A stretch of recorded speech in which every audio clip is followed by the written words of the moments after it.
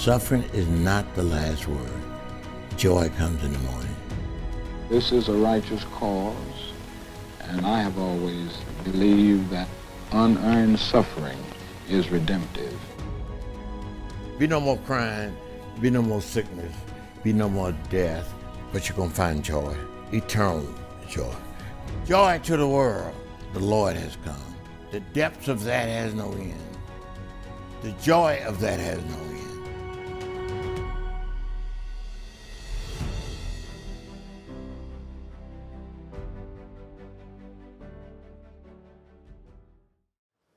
A paradox is when you get something you don't expect. You don't expect joy in suffering. Put on your thinking cap a moment with me and let me give you some other examples of paradoxes. A warning, these are really deep. First, the more you hate a trait in someone else, the more likely you are avoiding it in yourself. Ouch, this is a tough paradox. Carl Jung, a famous Swiss psychiatrist, believed that characteristics in others that bother us are reflections of the parts of ourselves that we deny in some way. Freud, hopefully you've heard of Freud, referred to this as projection. Now, most of us who aren't psychologists, we simply call this sort of behavior being a jerk. As an example, the person who's insecure about money will criticize others for their money. And so the more you are a jerk about a trait in someone else, well, the more likely you are avoiding it in yourself. A second paradox is that people who can't trust can't be trusted. You see, people who are chronically insecure in their relationships are more likely to sabotage those relationships. For example, one way people protect themselves from getting hurt is by hurting others first. These paradoxes ring true, don't they? But they're also tough to hear, really tough to hear. Or how about this third paradox? The more you fail, the more likely you are to succeed. Insert your favorite inspirational famous person quote here. You've probably heard many of them, right? Like, Edison, Thomas Edison tried 10,000 prototypes before getting the light bulb just right. Michael Jordan got cut from his high school basketball team. Success ultimately comes from improvement, and guess what? Improvement comes from failure. There's just no shortcut around it. And this is yet another tough paradox that we encounter. The next paradox is profound. The more afraid you are of death, the less you'll be able to enjoy life. Or as one of my favorite quotes puts it, life shrinks and expands in proportion to one's courage. Now, I could go on with examples of paradox, but let me just give you one more second. This is a paradox that resonates with me personally, and it is that the more convinced someone is that they're right, the less they probably know. In my previous career as a scientist, before becoming a pastor, I found this to be so true. I studied one small process in one organ in the body, and there were hundreds, if not thousands, of articles written on my limited field. Now, no good scientist could be absolutely convinced they are right because they'd realize there's so much we didn't know. In contrast, poor scientists would overstate assertions based on limited data. Now, that's not only bad science, it's not helpful in life. And I found this statement to be even more true when it comes to our faith. There's a paradox in holding to the truth humbly. And there's also a direct correlation between how open a person is to differing perspectives and how much that person actually knows about any given subject. Or as the philosopher Bertrand Russell once said, the trouble with the world is that the stupid are cocksure and the intelligent are full of doubt. Oh man. Now maybe you've already figured it out based on these examples, but let me take a moment and define a paradox. It's a seemingly absurd or self-contradictory statement or proposition that when investigated or explained may prove to be well-founded or true. That's from the Google English Dictionary online. I've had some fun with paradoxes, and now it's your turn. Let's pause a moment to reflect together on paradoxes. What is an example of a paradox that you found to be true? You'll see that there's examples that I used just now on the screen to help get you going. Let's take a moment and talk about that.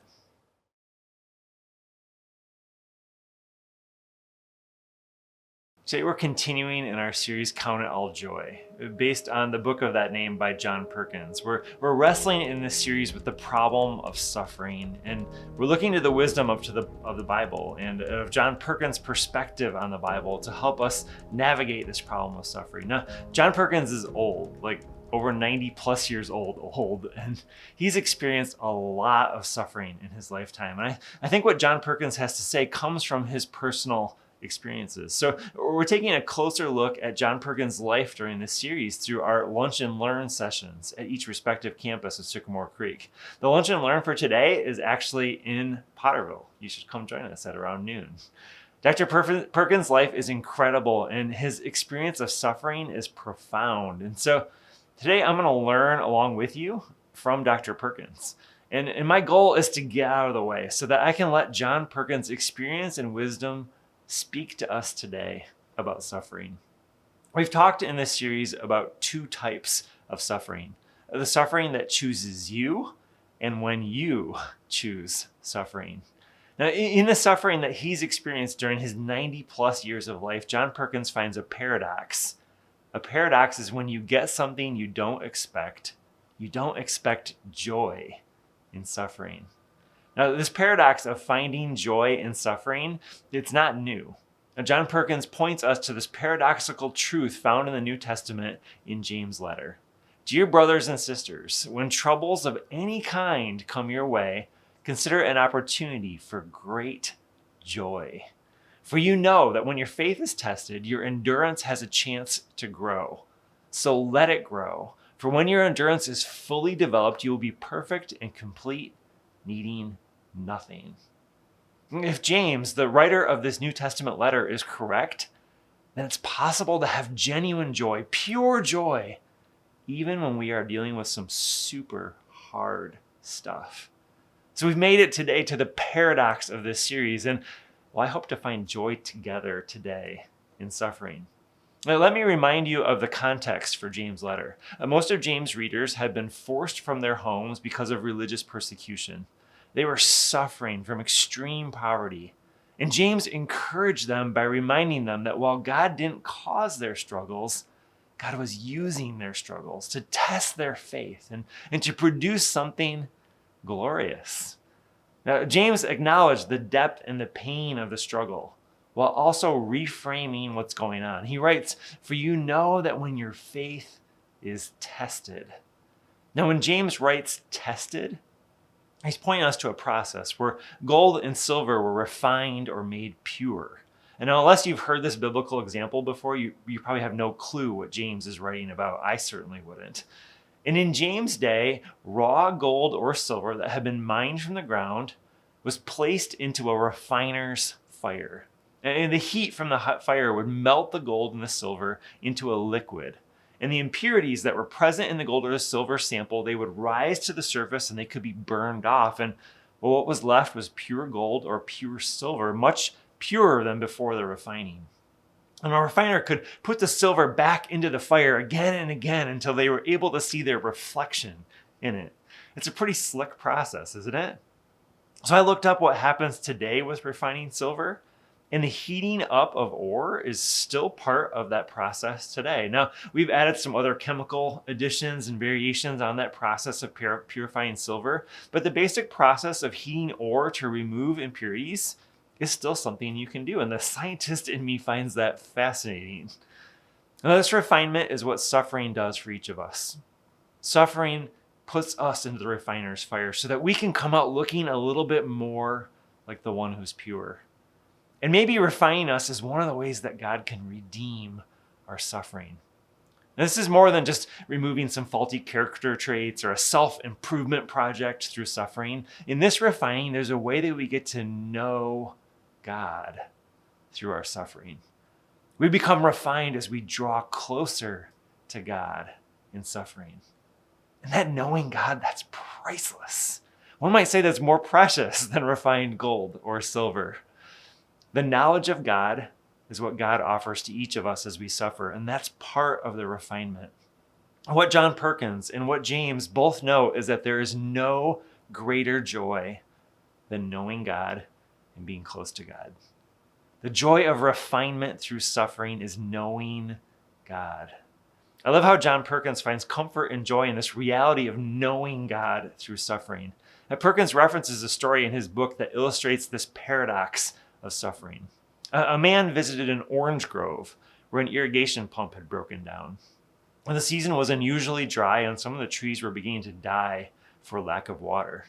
And the person giving the tour then took that man to his own orchard where irrigation was used sparingly. And he said these trees could go without rain for another 2 weeks. You see, when they were young, the way I watered them caused them to send their roots deeper into the soil. Now mine are the deepest rooted trees in the area. And while others are being scorched by the sun, these trees are finding moisture at greater depth. That's a thought-provoking story, isn't it?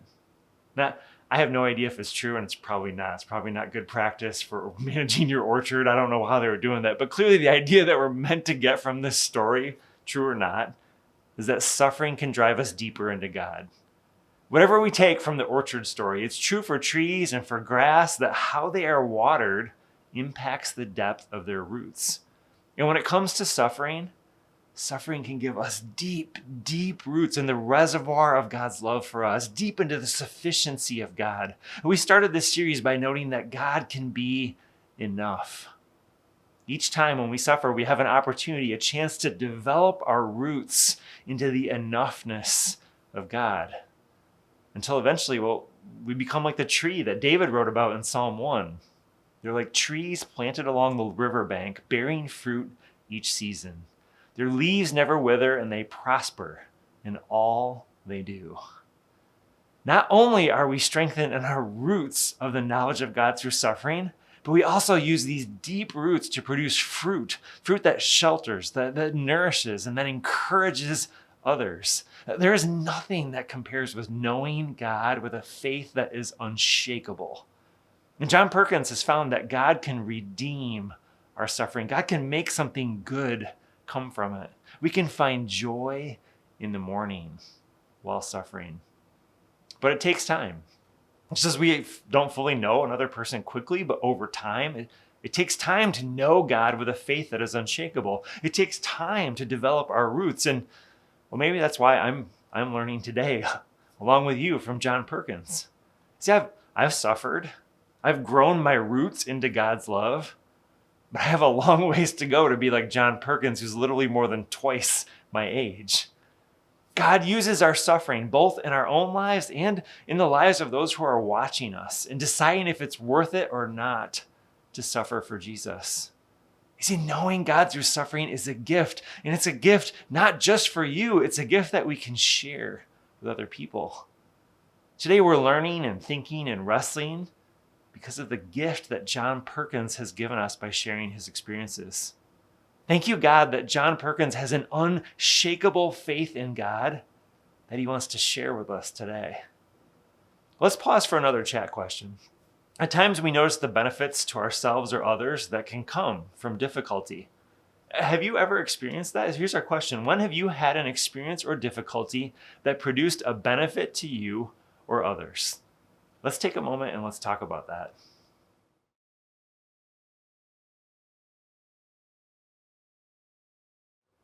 The last thing I want to do today is to downplay suffering. Yes, there is a paradox of joy in it. And suffering is hard.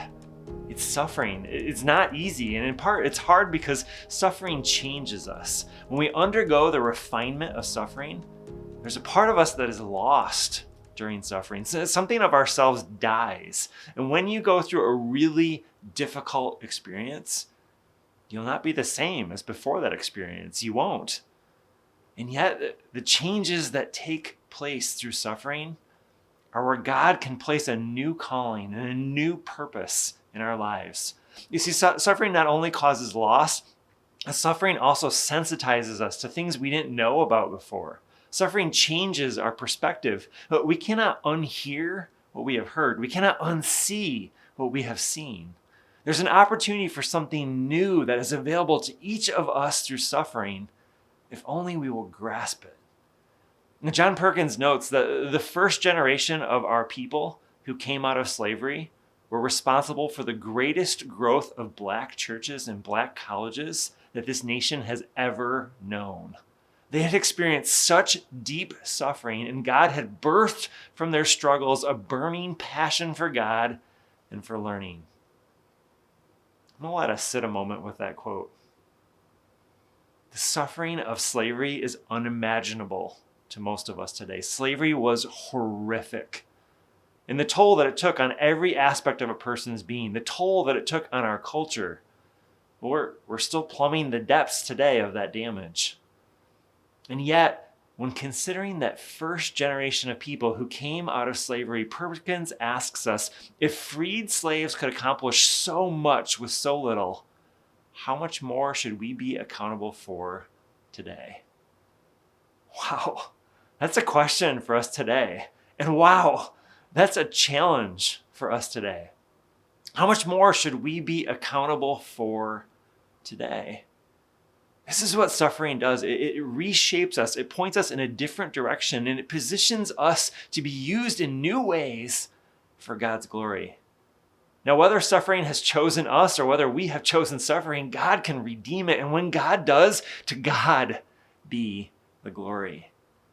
You see, this is joy in suffering, when God shows up in glory in our moments of great despair.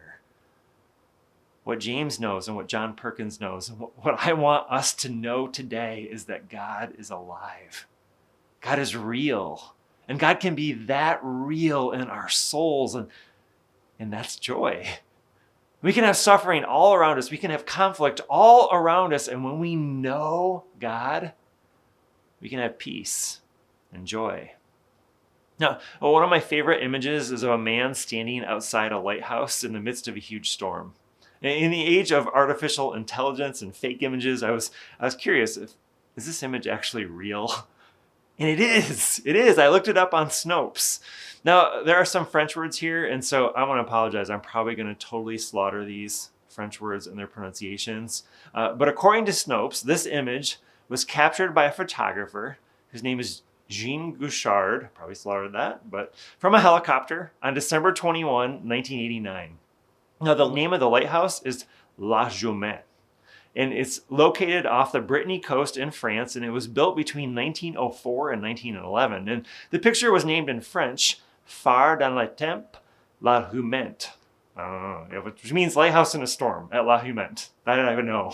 The lighthouse keeper standing in the doorway is Theodore Malgorn, and he survived the wave that day. And that, friends, to me, that's an image of the peace that God provides in the midst of the storm. It's an image of this paradox. A paradox is when you get something you don't expect. You don't expect joy in suffering. Now, being surrounded by a lighthouse in the midst of the storm, that is the paradox of suffering and joy. And I want to give you a moment to reflect on that. I'm going to give you a moment here to reflect silently on this image. This is not a chat question. I want to invite you to sit and to reflect and to ask yourself this question. What does this image reveal to you about God and about suffering and about joy? Let's reflect.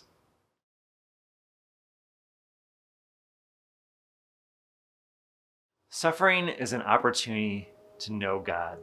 It's an opportunity for God to show God's power, that God is bigger than anything that we might be facing. And God offers us peace and rest and shelter amid unrest and chaos and confusion and pain. God is bigger than all of it. So the questions during suffering that we need to ask are this: how is God showing up in my suffering right now? How is God's power still on display? How is God's comfort real to me?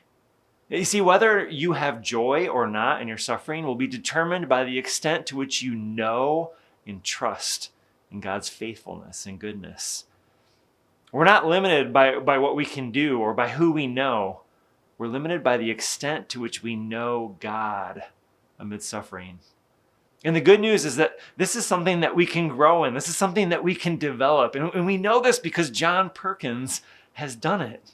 And we know this because many of us have experienced this over time in our lives. When we more fully know God, we begin to know the enoughness of knowing God. And that sufficiency of God is joy.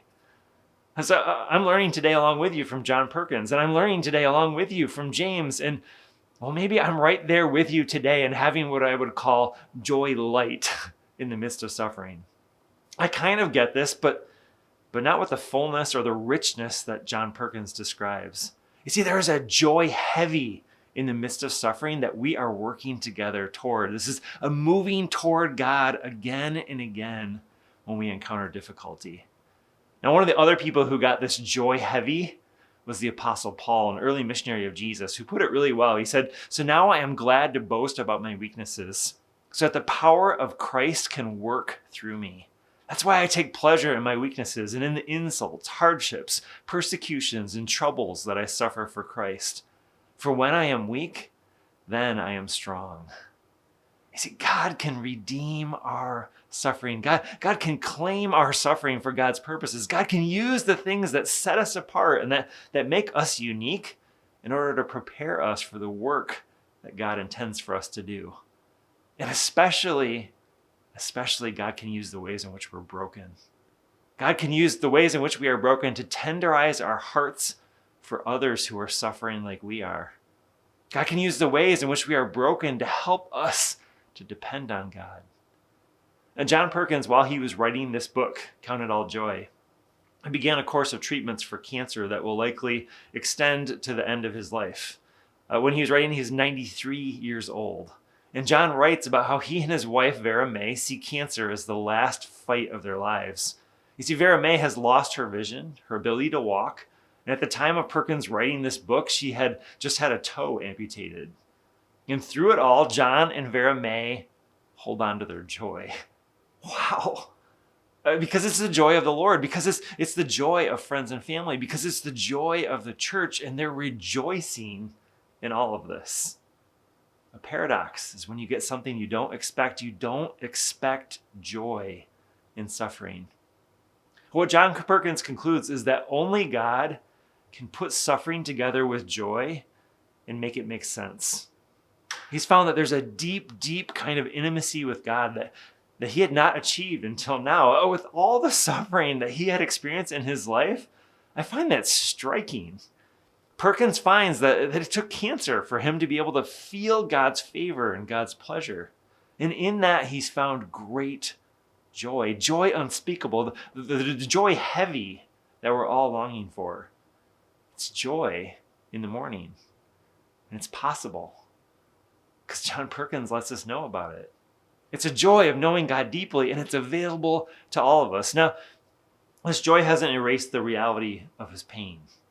It hasn't erased the intensity of John Perkins' struggle, but it's a joy that carries him forward. It's a joy that soothes him to sleep at night and wakes him in the morning thankful for another day.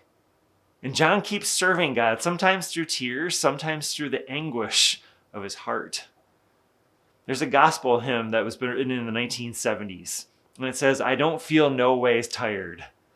John Perkins notes that the truth is that age 93 and with battling cancer, he is getting tired. I can only imagine. His steps are getting slower. But at the same time, he knows the joy of knowing God amid suffering. And the rest of that song states, "I've come too far from where I started from. Nobody told me that the road would be easy. I don't believe he brought me this far to leave me." A paradox is when you get something you don't expect. You don't expect joy in suffering. What John Perkins concludes, and may we conclude today as we seek God together in the midst of our suffering, is that only God can put suffering together with joy and make it make sense. God will never leave us. God will never forsake us. God is always with us. And God is doing something in and through us, even and especially when we're suffering. Amen.